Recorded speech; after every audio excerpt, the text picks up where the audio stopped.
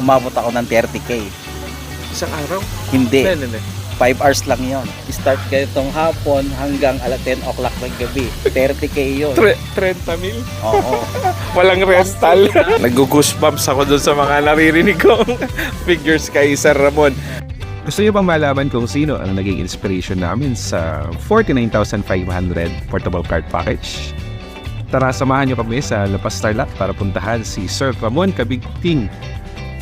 Alamin natin paano siya nagsimula, ano kanyang ginawa, ano advice niya sa mga gustong mag-Arnox at ano ang resulta ng Arnox business niya.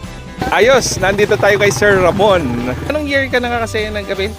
Kasi ang alam ko sir, tatandaan ko, ano yun pandemic yun nasa mid ng 2019 yun going to 2020 na yun So ibig sabihin, ano pa, pandemic time Pandemic ano? time pa rin yan sir.